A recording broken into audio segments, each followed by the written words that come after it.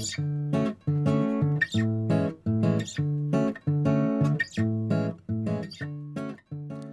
everyone, welcome to Raising Vibrations. This is Simon, and today we're doing chart of the day, and this is for the 1st and 2nd of February 2016.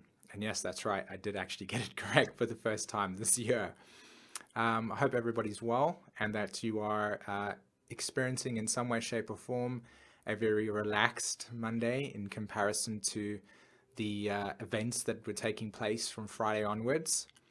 I felt that this picture was the most suitable picture for the current astrological energies at this pattern, and probably in some way, shape or form, even about the whole entire nature of our evolutionary path as human beings.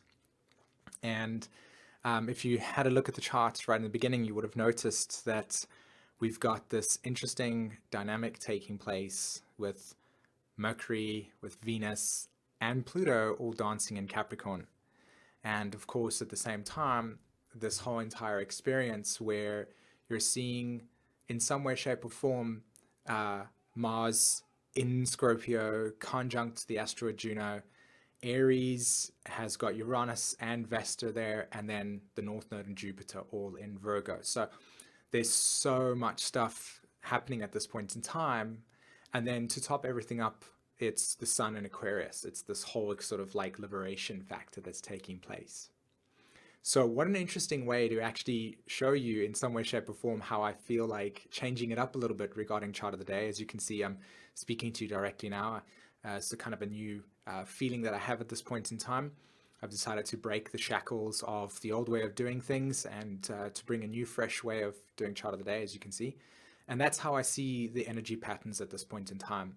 This opportunity for us to look at the nature of how we've constructed our lives, our reality, the definitions that we have around it, and observe how those are boundaries, okay, borders and boundaries.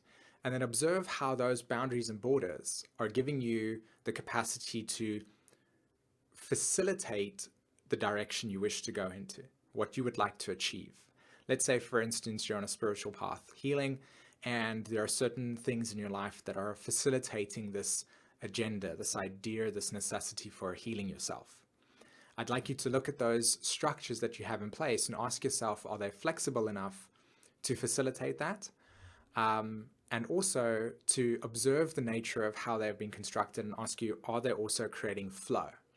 And if they're causing you blocks, this is a great opportunity for this most recent energy pattern to have broken those shackles, allowed for all of the stuff to come up that has been caused due to maybe suppression or a sense of not being able to move, and allow those to be open in the air, to feel those emotions, and then to adjust your sense of perception in accordance with how you want these new directions and structures to go. So just like a civilization was constructed and built and facilitated an evolutionary intention, so does the mini structures in your life do the same thing. So as the old civilization in your body collapses and you begin to regrow the new civilization or the new structure that you're going to hold your civilization in, this would be your opportunity to take that first step forward and observe it in a way that really encaptures the new sense of freedom, the new sense of imagination, the new sense of love that you wish to have in your life. So it's a very profound archetypal energy. I know for me personally, as I was going through my Saturday, Friday experience, Uranus was consistently awoken because of the fact that the sun's in Aquarius. So Uranus is in Aries, Uranus is in Aries, so therefore Mars is ruling Uranus, Mars is in Scorpio, so therefore there's this whole culmination experience happening. There's this whole ending of a cycle and a rebirth that's taking place for us. So this is the ultimate rebirth. And everything that's occurring for us right now is really shaping and changing the way that we start to see ourselves as new energy beings on this earth from a soul perspective. So these energies at this stage are actually like fracturing a lot of the boundaries that we have created within ourselves to exist within. It's like a cocoon just being broken as we want to spread our wings. So you need to gotta kind of barge your way through and let me get me out of this place, let me break free type of thing. And maybe even that's something you should do. Just maybe do that. Like just stand up from the chair after watching this and just be like, oh, it's so good to just stretch and to feel that emotion and energy just flow through you, and to allow yourself to be then excited by that energy that's now flowing up and down your spine. And then to begin feeling the sense of creativity that might envelop you at that stage, and then act on that creativity. That's probably the best place to manifest from. And this is an opportunity for us to recognize that manifestation point. So as you break free from the cocoon, as you stretch and you do all these wonderful, amazing things with your body, and you feel the energy start to rise within yourself, project those thoughts and ideas into your reality and start creating these new directions.